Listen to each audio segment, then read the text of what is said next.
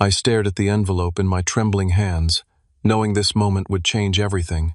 My parents sat across from me in their worn-out recliners, demanding 50% of my salary like vultures circling fresh prey.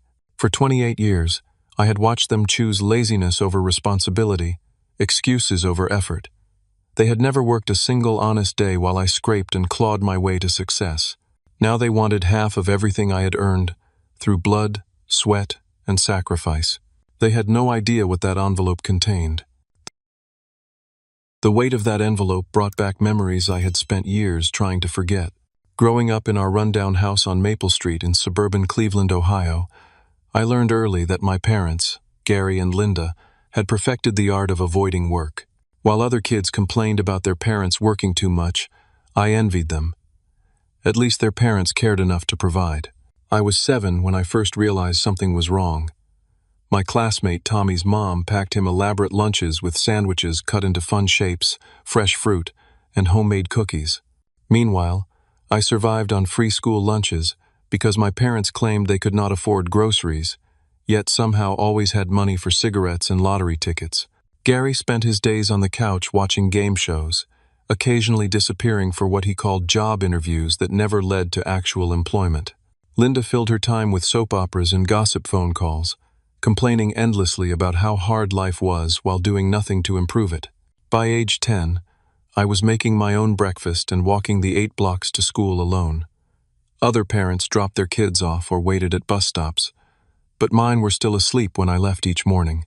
I learned to set my own alarm clock, lay out my own clothes, and check my own homework because asking for help only resulted in irritated sighs and promises of later that never came. The house constantly smelled of stale cigarettes and disappointment. Paint peeled from the walls, the carpet was stained beyond recognition, and half the light bulbs were burned out because replacing them required effort my parents refused to invest.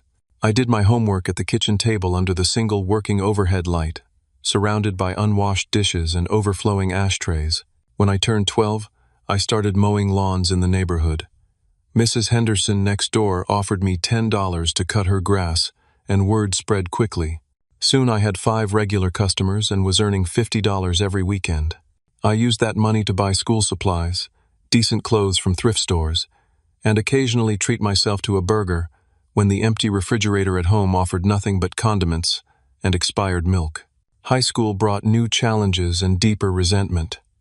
While my friends worried about prom dates and college applications, I worried about keeping the electricity on.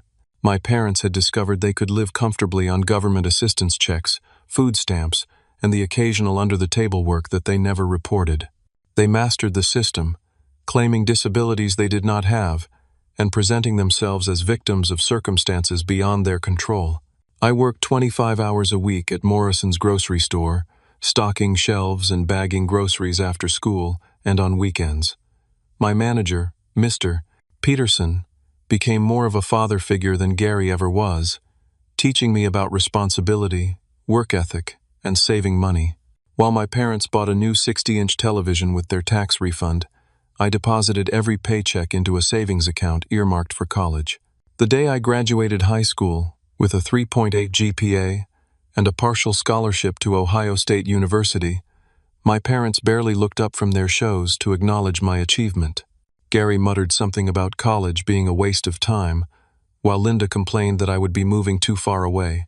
Neither bothered to attend my graduation ceremony. I sat in that auditorium surrounded by families celebrating their children's accomplishments, feeling utterly alone despite being in a crowd of hundreds. The betrayal that changed everything happened 3 weeks before I was supposed to start college. I had saved $4,000 for dormitory deposits, textbooks, and living expenses to supplement my scholarship. When I went to the bank to withdraw the money, I discovered my account was empty. My parents, listed as co-signers because I had opened the account as a minor, had cleaned it out to buy a new entertainment system complete with surround sound and gaming console. Gary shrugged when I confronted them, claiming they deserved the money for supporting me for 18 years. Linda actually had the audacity to say I should be grateful they were giving me motivation to work harder in college.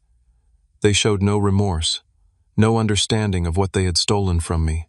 It was not just money, it was my future, my dreams, and my trust. I left home that night with everything I owned stuffed into 2 duffel bags and $63 in cash tips from my grocery store job. I slept in my car for a week before finding a tiny studio apartment I could afford by working 40 hours a week while taking a full course load. I ate ramen noodles and peanut butter sandwiches for months, wore the same 3 shirts in rotation, and studied until my eyes burned. The climactic moment that brought me to this confrontation happened 2 weeks ago when I realized they had been secretly monitoring my social media accounts. Despite blocking them years earlier, they had somehow discovered my recent promotion to senior software engineer at a major tech company in Columbus. They learned about my 6-figure salary, my savings account balance, and my plans to buy a house. Their sudden interest in reconnecting was not about love or pride in my accomplishments. It was about money, and they wanted their share. 2 Saturday mornings ago, I was enjoying a rare, peaceful moment in my downtown apartment, sipping coffee and reading the news on my tablet. I had worked 60 hours that week debugging a critical system for our biggest client, and this quiet morning felt like a well-deserved reward. The sun streamed through my floor-to-ceiling windows, highlighting the modern furniture and electronics I had carefully saved to purchase. Everything in my space represented years of sacrifice and determination. The doorbell rang at 9:30, which surprised me because I was not expecting anyone. When I checked the security monitor, my blood ran cold. Gary and Linda stood in my building's lobby, looking uncomfortable but determined. Gary wore his best polo shirt, the one he reserved for court appearances and government office visits, while Linda had applied makeup and styled her hair for the first time in months. They carried cheap gas station flowers and what appeared to be a store-bought cake. Somehow they had gotten past building security, probably by following another resident through the main entrance. I buzzed them up, my mind racing with questions and dread. In the 10 years since I had left home, they had contacted me exactly 3 times. Once when Gary needed bail money after a drunk driving arrest, once when Linda wanted me to co-sign for a credit card, and once to inform me that my grandmother had died. Each interaction had been purely transactional. They entered my apartment with exaggerated amazement, commenting loudly on my success while their eyes calculated the value of everything they saw. Linda made a show of hugging me, something she had rarely done when I lived under their roof, while Gary examined my 75-inch television and leather sectional sofa with obvious envy. For the first hour, they performed an elaborate charade of parental pride. Linda praised my apartment's cleanliness and sophisticated decor, claiming she always knew I would amount to something special. Gary nodded approvingly at my computer setup and asked detailed questions about my work, suddenly interested in technology despite never owning anything more advanced than a flip phone. They devoured the expensive coffee I served, complimenting its quality while Linda casually asked about the cost. When I mentioned it was $28 a pound from a local roaster, Gary whistled appreciatively and joked about living the high life. Every comment felt like an appraisal, as if they were taking inventory of my lifestyle to calculate their potential cut. The conversation gradually shifted to more personal territory. Linda asked about my salary with the practiced casualness of someone who already knew the answer but wanted to hear me confirm it. When I deflected by saying I was doing well enough, Gary pressed harder, claiming they were just proud parents who wanted to share in their son's success. After 2 hours of this performance, they finally revealed their true purpose. Gary, with the confidence of someone presenting a reasonable business proposal, suggested that I should help my family now that I was financially successful. He emphasized the word family as if it carried some mystical obligation I had forgotten. Linda immediately began crying, pulling crumpled tissues from her purse as she described their dire financial situation. According to her tearful monologue, they were facing eviction from their apartment. Gary needed expensive dental work they could not afford, and their car was about to be repossessed. She painted a picture of desperate poverty that would have been heartbreaking if I did not know it was largely self-inflicted. The conversation reached its shocking climax when Gary, emboldened by what he perceived as my sympathetic silence, made his demand explicit. He stated matter-of-factly that I owed them 50% of my monthly salary for raising me. He presented this as simple mathematics. They had invested 28 years in my upbringing, and now it was time for their return on investment. According to Gary's twisted logic, this arrangement was not only fair but overdue. Linda supported his position by listing everything they had provided during my childhood, conveniently omitting the fact that most of it had been funded by government assistance and charity. She claimed they had sacrificed their own dreams and opportunities to ensure my success, rewriting history so dramatically that I wondered if she actually believed her own lies. The climactic twist that revealed the depth of their calculation came when Gary casually mentioned specific details about my financial situation that I had never shared with anyone. He knew the exact amount of my recent bonus, the value of my investment portfolio, and even my plans to purchase a house in the suburbs. When I asked how he possessed this information, he smiled smugly and admitted they had hired a private investigator to research my finances. My parents had not stumbled upon information about my success through social media stalking. They had paid someone to conduct surveillance on their own son, gathering intelligence like enemy operatives planning an attack. They knew not just my salary but also my savings account balance, my credit score, and my monthly expenses. They had studied my financial life more thoroughly than I studied it myself. The revelation that they had been planning this ambush for months, gathering evidence and developing strategy, transformed my shock into cold fury. This was not desperate parents reaching out for help. This was a calculated shakedown by two people who viewed me as their personal ATM machine. They had researched me like a mark in a con game, and now they expected me to pay up voluntarily. The week following their visit became a masterclass in emotional manipulation that would have impressed professional con artists. Gary and Linda launched a coordinated campaign designed to break down my resistance through guilt, shame, and social pressure. They had clearly planned this phase as carefully as their initial research. Linda called me every morning at exactly 7:15, right when she knew I would be getting ready for work. Her conversations followed the same script, sobbing about their desperate situation, reminiscing about my childhood, as if it had been filled with love and sacrifice, and expressing hurt that I was abandoning them in their hour of greatest need. She had perfected the art of the guilt trip, making herself sound like a devoted mother whose ungrateful son had forgotten where he came from. These daily phone calls were timed to disrupt my morning routine and put me in a negative mindset before important meetings. Linda knew I had presentations to give and deadlines to meet, yet she deliberately created emotional chaos that followed me into the office. When I stopped answering her calls, she left increasingly dramatic voicemails that my assistant accidentally played on speaker during a client conference call. Gary took a different approach, contacting my extended family to build a coalition of pressure. He called my aunts, uncles, and cousins, painting himself as a struggling father whose successful son had turned cold and selfish. According to Gary's version of events, I was living in luxury while my parents faced homelessness, and he was simply asking for fair assistance that any decent child would provide willingly. My cousin Jessica called me in tears, begging me to help my parents because family should stick together during hard times. My Uncle Robert sent a long email about the importance of honoring your father and mother, complete with biblical quotations and personal anecdotes about family loyalty.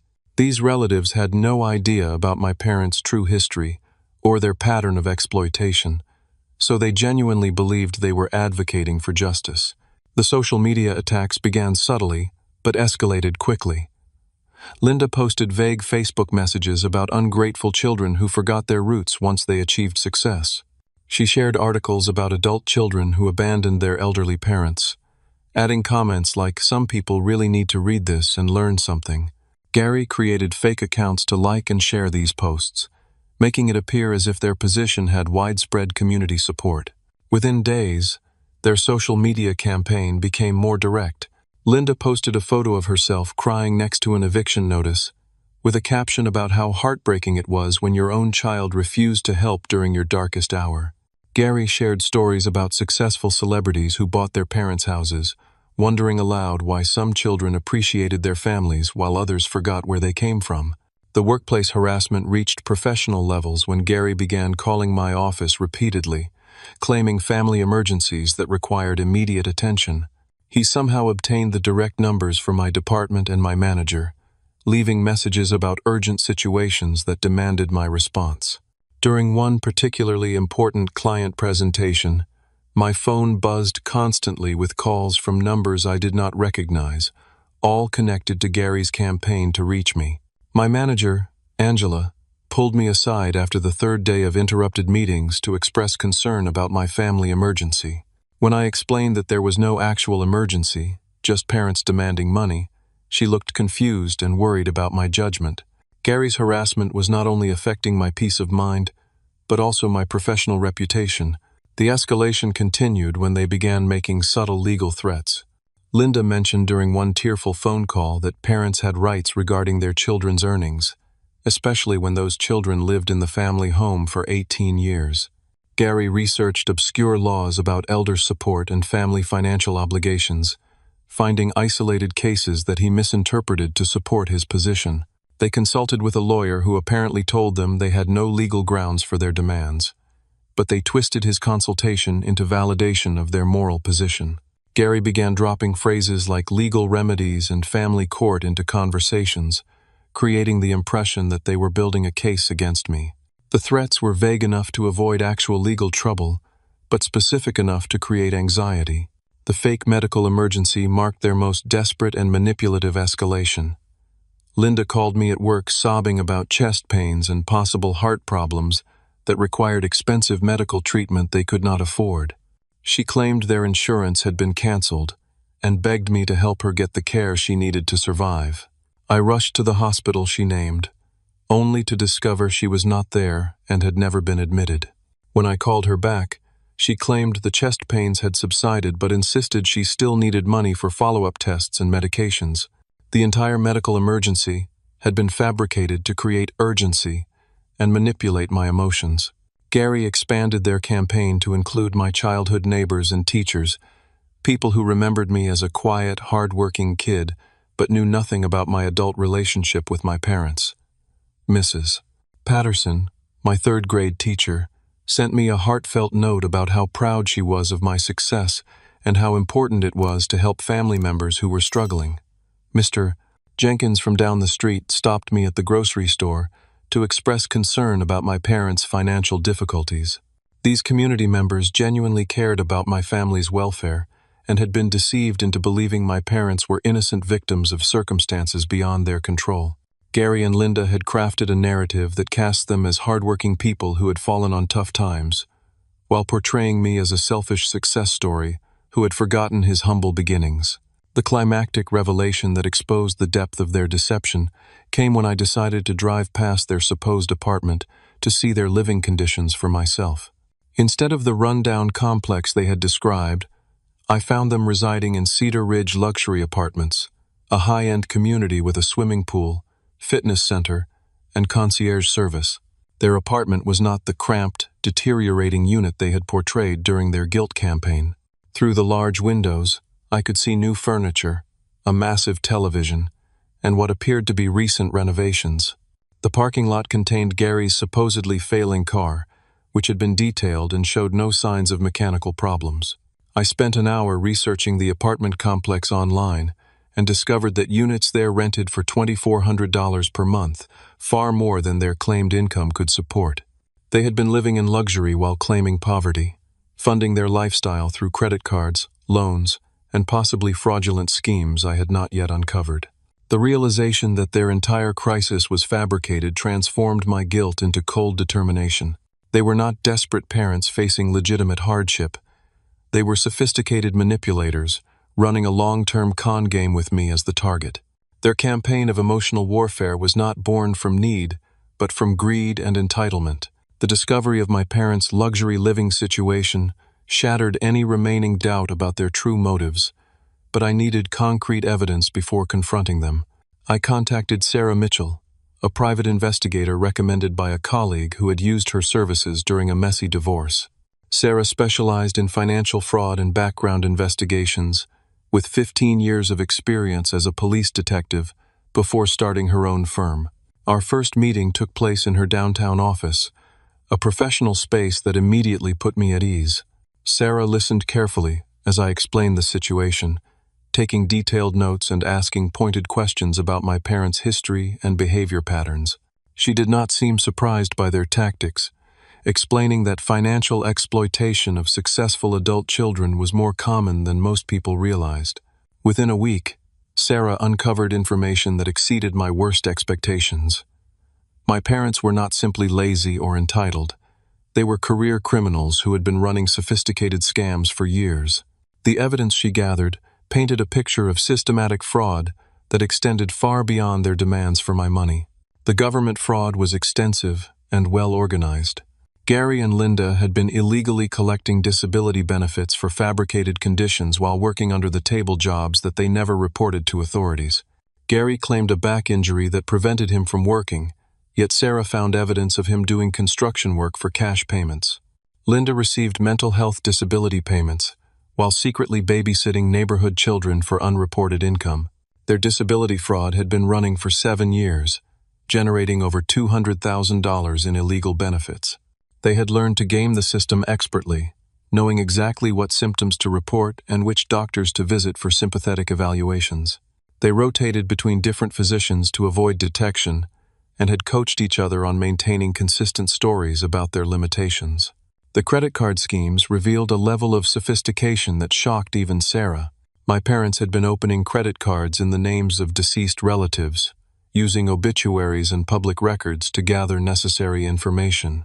They had successfully created accounts for my grandmother, 2 deceased uncles, and several family friends who had passed away over the previous 5 years. Each fraudulent account was managed carefully to avoid immediate detection. They made minimum payments for several months before maxing out the cards and abandoning them. The total debt accumulated through this scheme exceeded $60,000, spread across 12 different financial institutions. They had created a complex web of false identities and addresses to support their fraudulent applications. The revelation about my grandmother's exploitation was particularly devastating. Sarah discovered that Gary and Linda had been stealing her Social Security checks during the final 2 years of her life, when dementia had left her vulnerable and confused. They had gained access to her bank accounts by claiming they were helping her manage her finances, then systematically drained her savings while she lived in a state-funded nursing home. My grandmother died believing she was destitute, unaware that her own son and daughter-in-law had stolen the money she had saved for her grandchildren's education.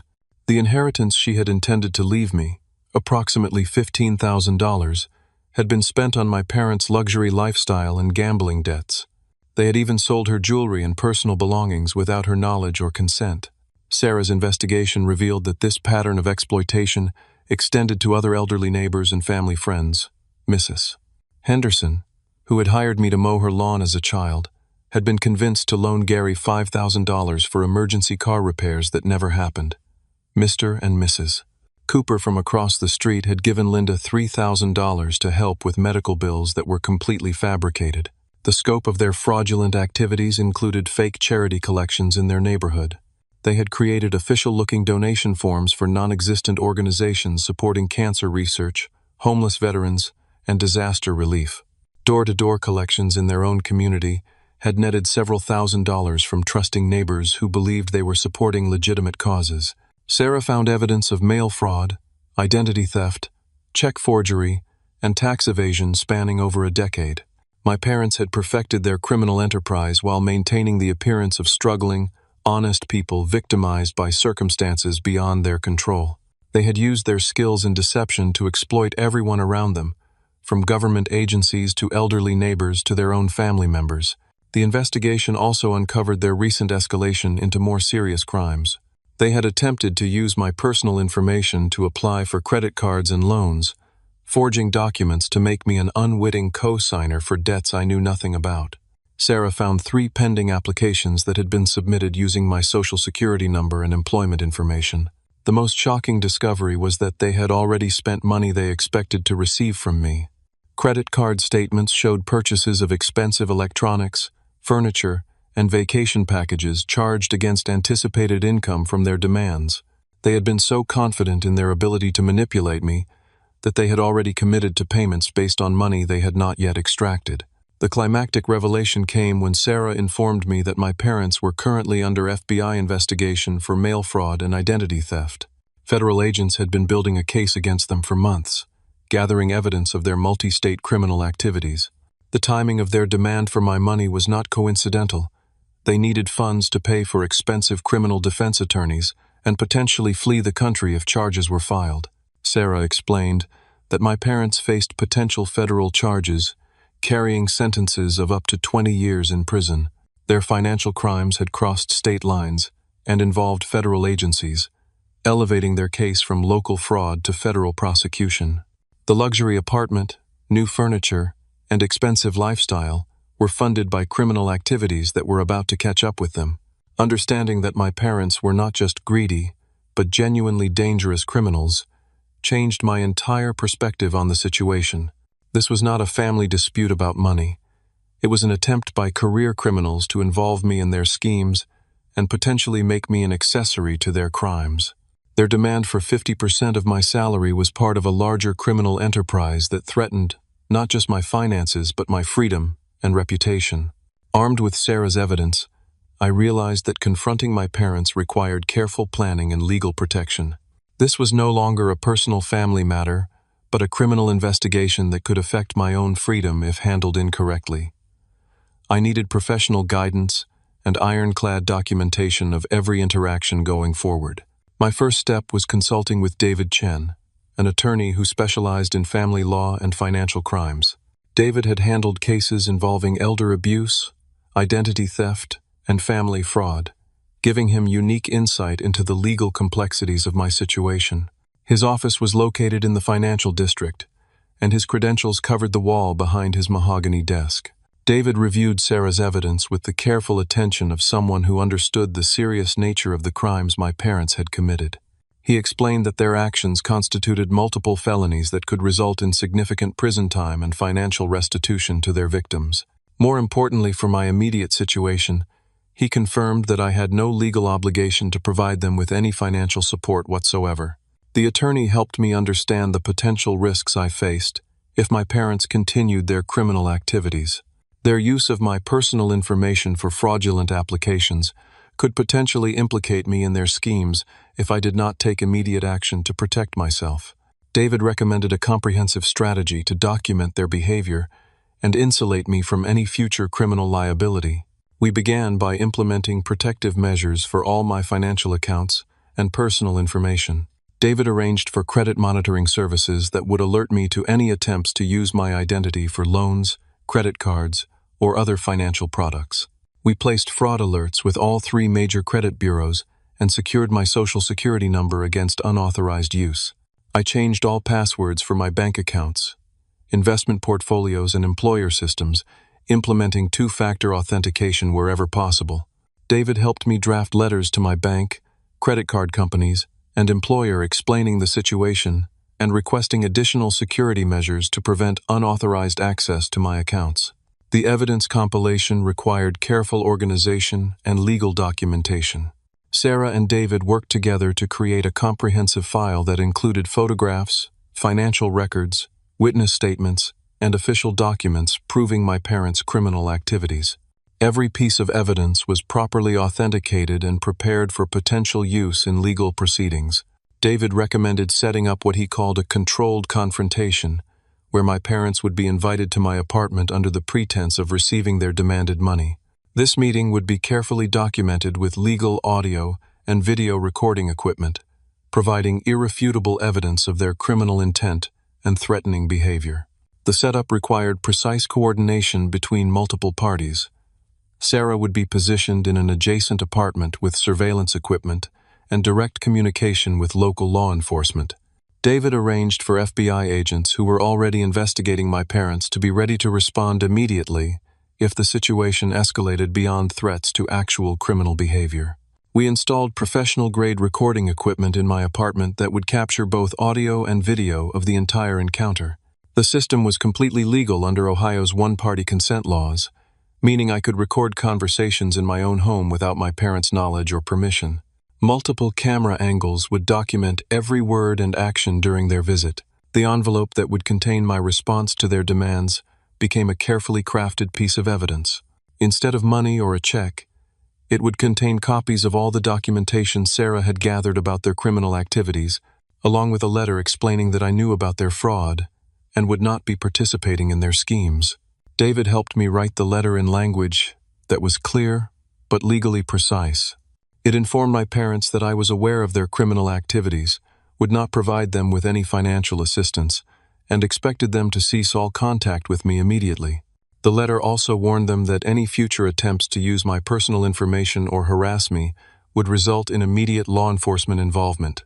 The backup plan included immediate law enforcement contact if my parents became violent or made specific threats against me. Sarah had coordinated with Detective Rodriguez from the Columbus Police Department, who was liaising with the FBI investigation into my parents' activities. Any escalation during our meeting would trigger immediate police response and potential arrest.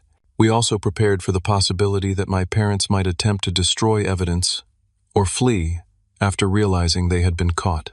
Sarah had already provided copies of all evidence to federal investigators, so nothing they could do during our confrontation would affect the ongoing criminal case against them. Their crimes were already documented, and their prosecution was inevitable. The timing of our confrontation was coordinated with the FBI investigation to ensure maximum impact. Federal agents wanted to observe my parents' reaction to being exposed, gathering additional evidence of their criminal mindset and lack of remorse for their actions. Our meeting would provide the final piece of evidence needed to complete their case. The climactic twist that elevated our plan from defensive to offensive came when Sarah discovered that my parents had already told their neighbors and extended family that I had agreed to give them the money. They had been posting on social media about their upcoming windfall, thanking me publicly for my generosity and promising to share details about their good fortune. More seriously, they had secretly applied for a $30,000 personal loan using my financial information as collateral. They had forged my signature on application documents and provided my employer information and salary details to support their loan request. The loan approval was pending, meaning they were on the verge of committing a major felony that would directly implicate me in their criminal activities. This discovery transformed our confrontation from a family dispute resolution into an urgent intervention to prevent additional crimes. We needed to expose their activities immediately, before they could complete the fraudulent loan application or use my reputation to commit additional fraud against other victims. David filed emergency motions with the court to freeze any financial accounts linked to my identity and alert all relevant financial institutions about the fraudulent applications. We also provided federal investigators with evidence of the attempted loan fraud, giving them grounds for immediate arrest if my parents completed the fraudulent application. The plan reached its final form as a carefully orchestrated intervention designed to end my parents' criminal activities while protecting me from any collateral damage. Every detail had been considered, from legal documentation to personal safety, ensuring that justice would be served regardless of how my parents reacted to being exposed. The evening of our planned confrontation arrived with unseasonable warmth for October in Columbus. My parents were scheduled to arrive at 7 o'clock, expecting to collect their first monthly payment of what they believed would be a permanent arrangement. I had spent the day reviewing our plan with Sarah and David, ensuring that every detail was perfectly coordinated. Gary and Linda arrived 15 minutes early, carrying a bottle of cheap champagne and wearing their best clothes, as if this was a celebration rather than an extortion attempt. Linda had applied makeup carefully and styled her hair, while Gary wore the same suit he had worn to court appearances over the years. They entered my apartment with the confidence of people who believed they had already won. Their performance began immediately, with Linda taking selfies in front of my expensive furniture and Gary commenting loudly about how proud they were of my success. They insisted on opening the champagne, toasting to family and financial partnership, while their eyes gleamed with anticipated greed. Linda posted photos on social media in real time, captioning them with messages about family reunions and shared prosperity. For the first hour, they maintained their charade of loving parents, celebrating their son's generosity. Gary examined my electronics with newfound interest, asking detailed questions about prices and features, as if calculating his share of ownership. Linda wandered through my apartment taking pictures, already planning how she would decorate their new luxury lifestyle funded by my monthly payments. They brought up specific plans for the money, revealing just how thoroughly they had prepared for this moment. Gary wanted to buy a new truck and take a vacation to Las Vegas, while Linda had already researched expensive jewelry and designer clothing she planned to purchase. They discussed their financial demands as if they were business partners dividing profits rather than parents exploiting their child. The celebration atmosphere began to shift when I delayed producing the envelope they had come to collect. Their casual conversation became increasingly forced as they realized I was not immediately complying with their expectations. Gary's jokes about early retirement became pointed comments about family obligations, while Linda's loving remarks carried underlying threats about disappointment and consequences. When I began asking questions about their recent lifestyle improvements and financial situation, their carefully maintained masks began to slip. Gary became defensive about their luxury apartment, claiming they had received an inheritance from a distant relative I had never heard of. Linda's explanations for their expensive purchases grew increasingly elaborate and contradictory. Their true personalities emerged as frustration replaced false affection. Gary's voice rose as he accused me of stalling and wasting their time, while Linda's tears transformed from grateful joy to manipulative anger. They dropped their pretense of this being a voluntary family arrangement and began making explicit threats about what would happen if I refused to pay. The verbal abuse escalated quickly once they realized their emotional manipulation was not working. Gary called me selfish and ungrateful, listing everything they claimed to have sacrificed during my childhood while conveniently ignoring the government assistance that had actually funded my upbringing. Linda accused me of thinking I was better than my family and threatened to tell everyone what kind of son I really was. Their threats became more specific and dangerous as their desperation increased. Gary mentioned that successful people had accidents all the time, while Linda suggested that my employer might be interested to learn about my family problems. They were no longer asking for money but demanding it, making it clear that refusal was not an option they would accept peacefully. The moment of truth arrived when I finally presented them with the envelope they had been demanding. Their faces lit up with triumphant greed as Gary reached for what he believed was their first payment. Linda actually clapped her hands together, already counting money she had not yet seen. Gary tore open the envelope eagerly, his smile fading as he realized it contained documents rather than cash or a check. The confusion on his face transformed into shock as he recognized some of the evidence Sarah had gathered about their criminal activities. Linda peered over his shoulder, her makeup-streaked face going pale as she understood what she was seeing. The envelope contained copies of bank records showing their fraudulent disability claims, photographs of them performing work they claimed to be unable to do, documentation of their credit card fraud using deceased relatives' identities, and evidence of their theft from my grandmother and elderly neighbors. Every crime they had committed over the past decade was documented in explicit detail. My letter explaining that I knew about their criminal activities and would not be providing them with any money was clipped to the front of the evidence packet. As they read my words, their shock transformed into panic and rage. Gary began shouting about invasion of privacy and illegal surveillance, while Linda screamed accusations about ungrateful children and family betrayal. Their panic reached its peak when they realized the implications of being exposed. Gary attempted to tear up the documents, not understanding that we had provided copies to federal investigators months earlier. Linda threatened to call the police, not realizing that law enforcement was already aware of their crimes and building a case against them. The climactic moment arrived when Gary lunged toward me in a rage, shouting threats about what he would do to ungrateful sons who betrayed their families. His advance was stopped by a firm knock on my apartment door, followed by the authoritative voice of FBI Special Agent Patricia Williams announcing federal law enforcement. Sarah had been monitoring our conversation from the adjacent apartment and had signaled federal agents when my parents' behavior escalated to physical threats. The timing was perfect, catching Gary and Linda in the act of attempting to intimidate a witness in a federal criminal investigation. Agent Williams entered my apartment with 2 other federal agents, badges clearly visible as they immediately took control of the situation. Gary and Linda's shock was complete, as they realized they were not just dealing with family conflict but with federal law enforcement. Their attempts to destroy evidence and intimidate me had been witnessed and documented by professional investigators. The arrest was swift and professional, with agents reading my parents their Miranda rights while they sputtered confused protests about family disputes and misunderstandings.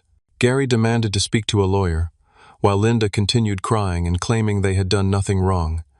Neither seemed to fully comprehend that their years of criminal activity had finally caught up with them. As federal agents led my parents away in handcuffs, I felt an overwhelming sense of relief mixed with sadness.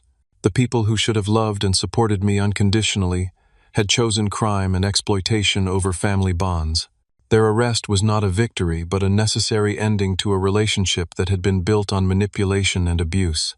6 months after my parents' arrest, I stood in my new house in the suburbs of Columbus, reading a letter that would change my perspective on family, forgiveness, and the power of making positive choices despite painful circumstances. The letter was from Jennifer Martinez, a 19-year-old freshman at Ohio State University who had received the first scholarship from the foundation I had established to help children from dysfunctional families pursue higher education. The legal outcomes for Gary and Linda had been swift and decisive. Faced with overwhelming evidence of their criminal activities, they had accepted plea agreements rather than risk lengthy prison sentences after trial. Gary received 4 years in federal prison for mail fraud, identity theft, and government benefits fraud. Linda was sentenced to 3 years for her role in the same crimes, plus an additional year for elder abuse related to their exploitation of my grandmother. The federal court also ordered them to pay full restitution to their victims, including the government agencies they had defrauded and the elderly neighbors they had exploited. The total restitution amount exceeded $300,000, money they would never be able to repay in their lifetimes. Their assets, including the luxury apartment furnishings and expensive electronics, were seized and sold to partially compensate their victims. During their sentencing hearing, I chose to attend and provide a victim impact statement.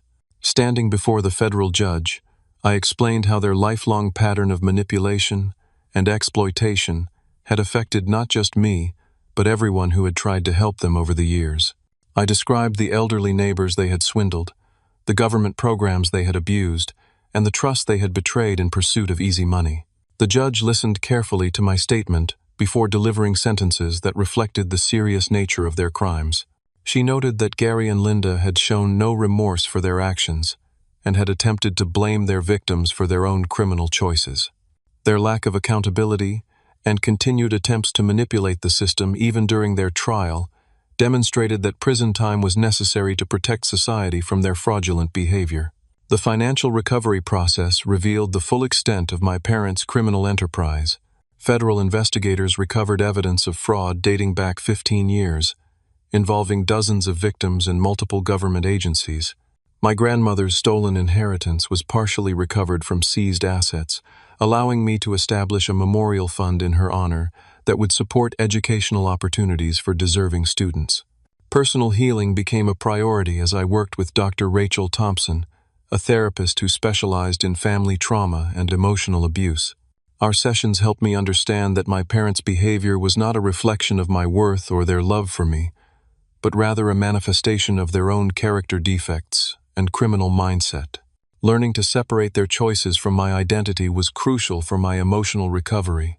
The therapy process revealed patterns of manipulation and emotional abuse that had been present throughout my childhood but that I had normalized due to my circumstances. Dr.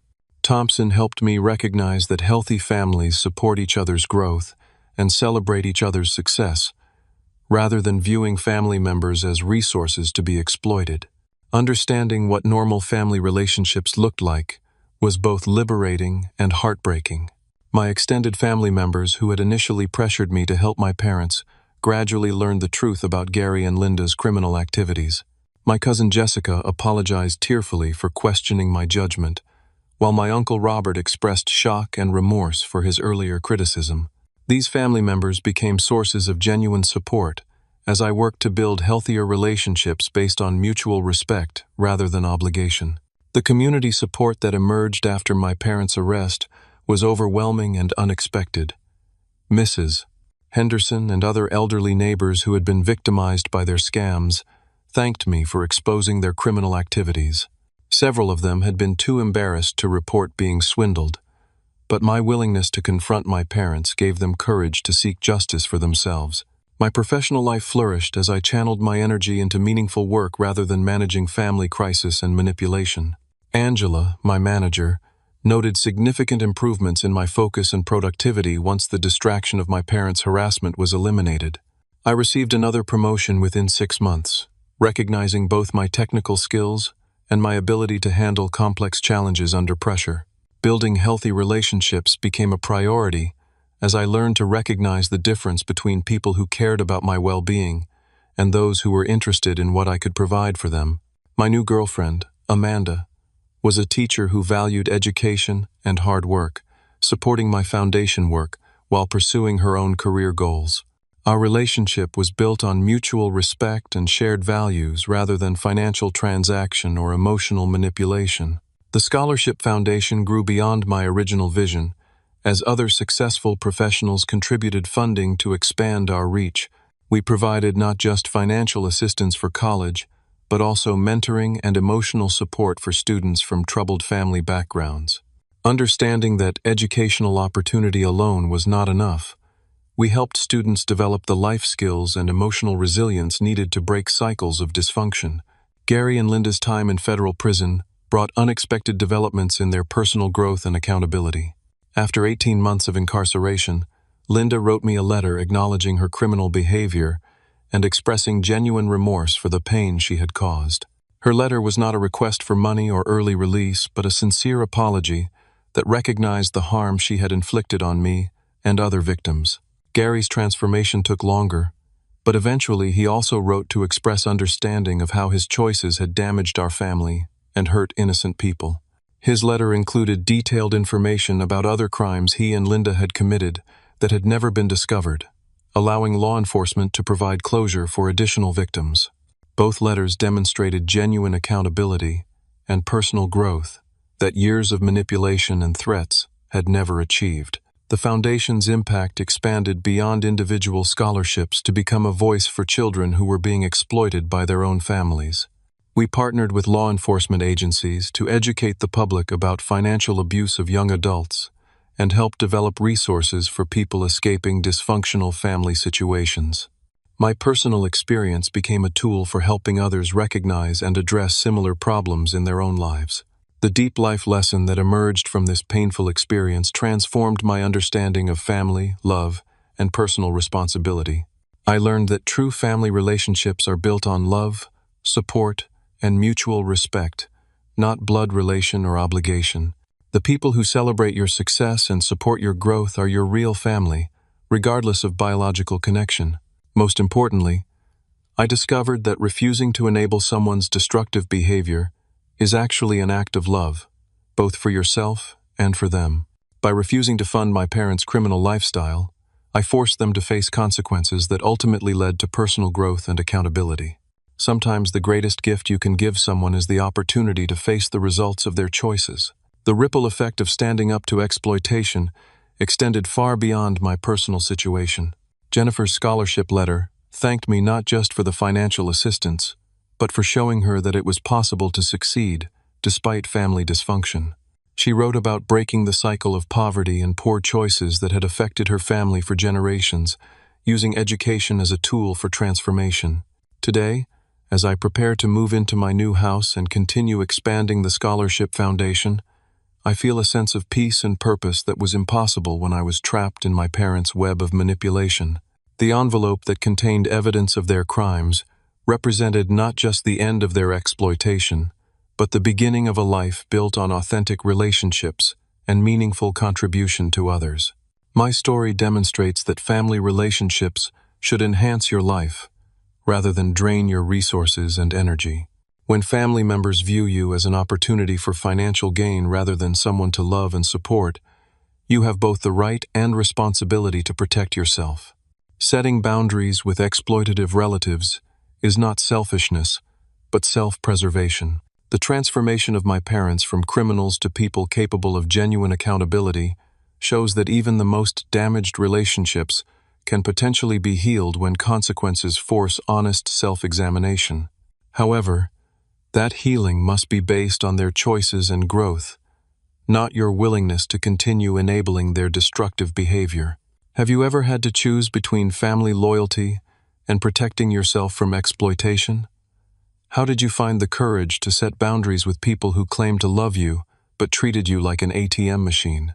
I would love to hear your thoughts in the comments below.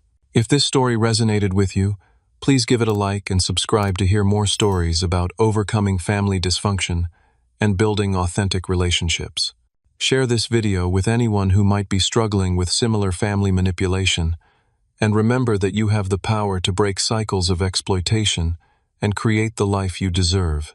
Thank you for listening to my story, and I hope it helps you find the strength to stand up for yourself when family members forget that love should be given freely, not purchased with guilt and obligation.